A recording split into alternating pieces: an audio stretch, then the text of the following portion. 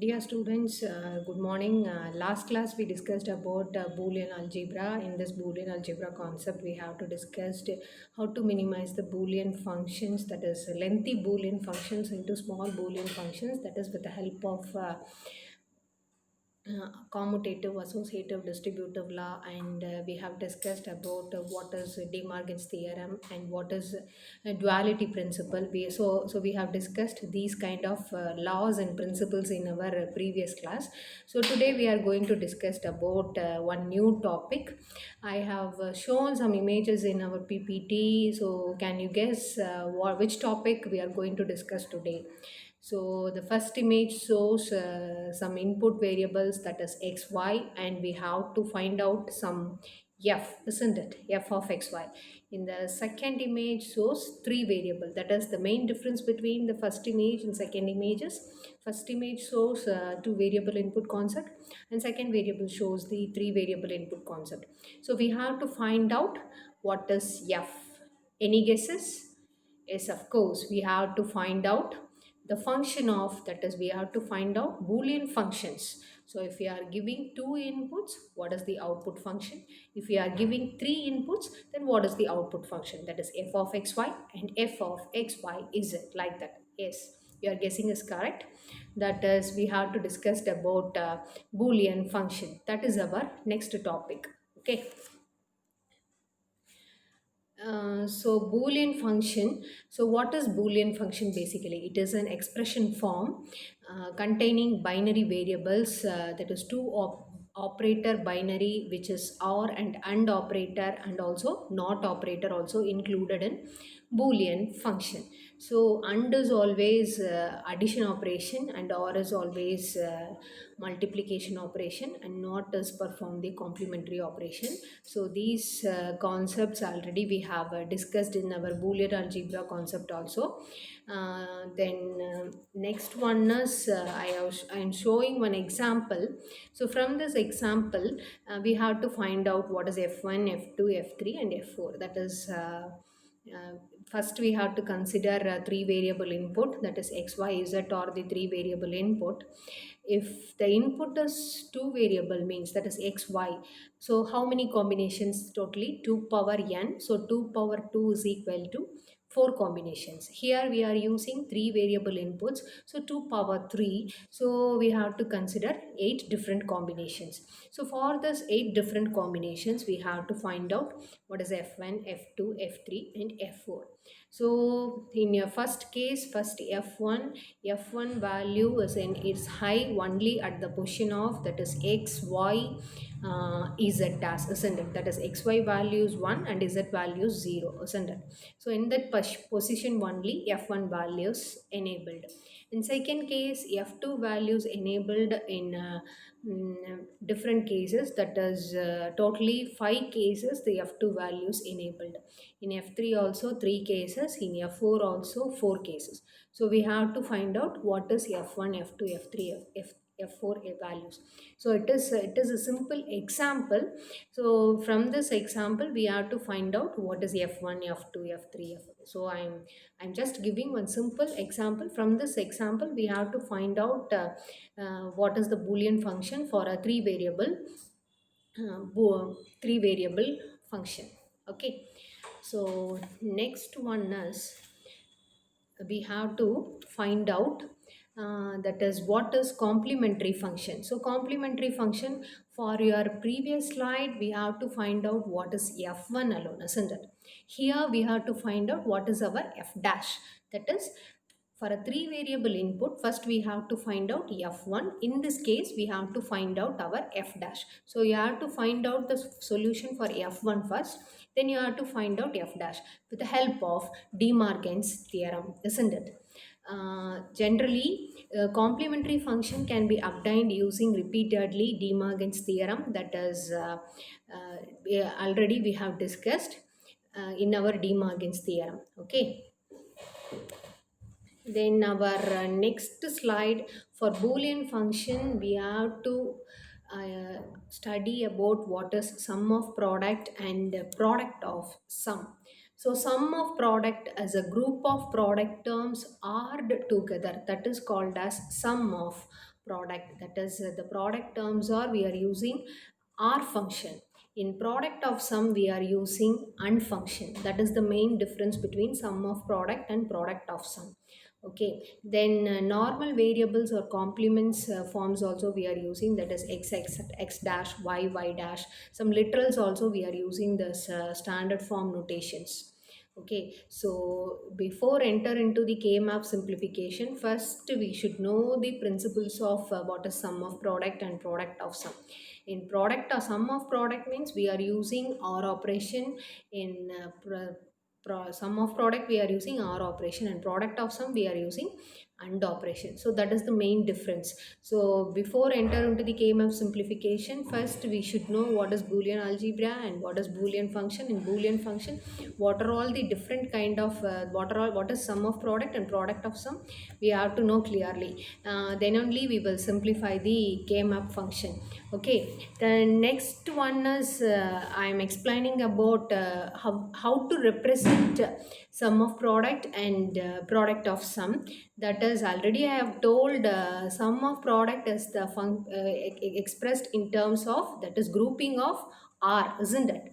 So single product or several products with logical sum. For example, in this PPT I have shown, that is, first one is x comma x plus y z dash, or x y dash plus x dash y z, like that, isn't it? That is, the values are first odd values are added together.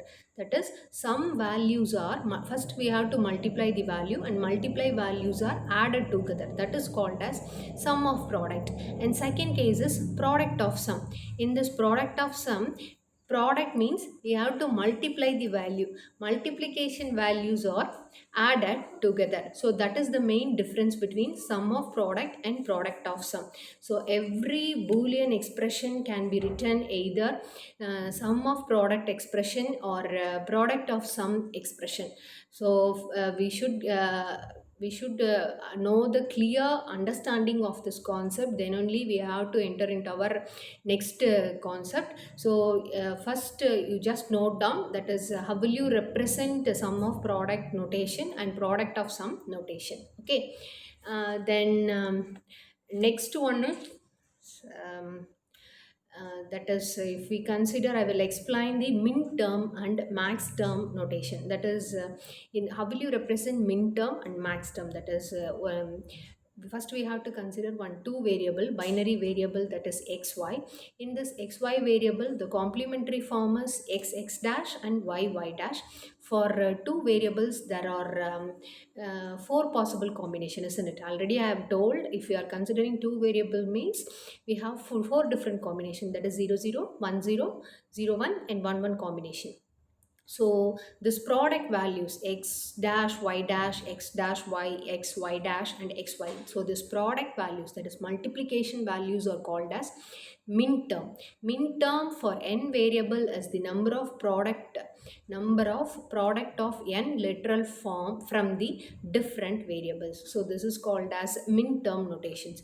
If we go for max term means, that is, in previous case min term we are multiplying the values.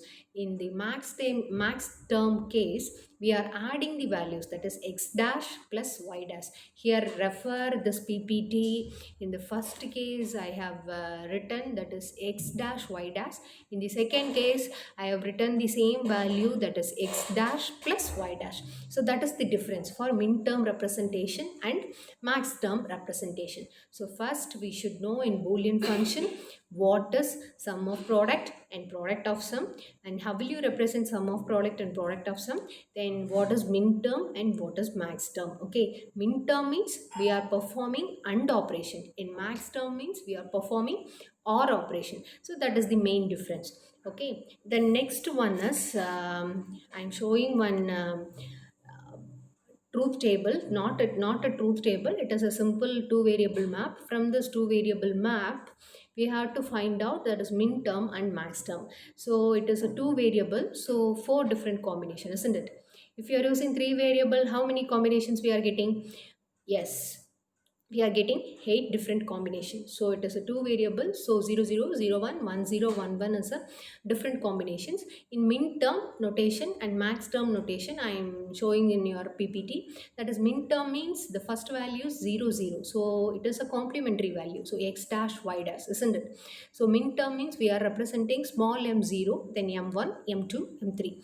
If we go for max term notation, we are using capital M0, M1, M2, M3. So that is the main difference between min term and max term. So here I am showing one example, that is M2. Min term value M2 is equal to, what is the value here? That is 10, isn't it? That is x, y dash. So x, y dash, we have to find out the max term value. Max term value means x, y dash is equal to, using Boolean algebra, we have to expand this equation. That is x, y dash, the whole dash, m2 dash, we are substituting m2 dash is equal to xy dash the whole dash. That is, we are introducing one more whole dash. So we are simplifying this equation. Y dash the whole dash is equal to y. It is wrongly represented in this PPT, that is y dash. So x dash y dash x dash y is equal to m2. Here it is wrongly mentioned, that is x dash y dash is equal to m2. It is not x dash y dash, it is x dash plus y is equal to m2. Okay, so we are proving min term m2, small m2 is equal to max term capital M2 with the help of Boolean algebra. Okay, so in this diagram, in this tabular column, I have shown, that is how will you represent min term and how will you represent max term. Min term is represented in terms of small m and max term is represented in terms of capital M. Then next one is, I'm showing one another tabular column. In this tabular column, we have to find out product of product, that is a sum of min term. That is, how will you collect sum of min term values? For example, in this truth table consists of three variable. So three variable means automatically it comes under 8 different combination, isn't it? So for this 8 different combination, we have to find out what is f1, f2 and f3. We are generally allocating f1 value is enabled in one function and f2 values available enable in 4 to 5 functions. We are putting different combinations. So for this different combinations, we are writing what is f1, f2 and f3. So we are writing the min term function, that is sum of min term. Sum of min term means we are using the OR gate function. We are using AND gate function. So summation m1, m2, m4 and m5. We are writing the like this. That is, we are find outing sum of min term. Okay, we are substituting summation. So sum of min term means we are representing the symbol summation. Okay, then next one is we are representing sum of min term. Last previous slide here, sum of max term. Okay, so sum of max term means automatically we are using capital M notation. Summation, we are replacing summation in terms of pi symbol. Okay, so pi of m0, m2 and m6 and m7 notations are used for product of sum. Okay, so that is the difference between sum of product and product of sum. Here I have given the example for two variable input combination. So this is the assessment part. So I simply given what is f1, f2, f3. So you have to find out, that is find out f3 value, that is m0, m2, m6, m7. How will you have, that is how the values are coming. You have to find out, work it out in your home. In your previous slide also I have given this truth table. Just I have given the answer, that is m1, m2, m3, m4. You just do the simplification in your homework in your home and find out the answer for this sum of min term and sum of max, product of sum. Okay, then only you will find the answer. In this example, just I given the answer. You have to work it out. That is, first you have to find out what is f1 value, f2 and f3. Then you have to find out what is the final summation value, that is sum of product and product of sum. So this is the assessment given for this topic, that is Boolean function. So do it in your home, then only you will get a clear idea about a Boolean function. So far we have discussed about boolean function. So in this boolean function, first we have discussed about what is boolean function. So in this boolean function we have discussed two different concepts, that is sum of product and product of sum. Then how will you represent for sum of product and product of sum? Then min term and max term notations. Then how will you represent min term and max term also we have discussed. So I gave two assessment topic, that is two sums with respect to sum of product and product of sum. So kindly do it in your home and submit it to me. I think you get a clear idea about a Boolean function. So next class we will discuss some more problems related to this Boolean function for your next class. Thank you, students.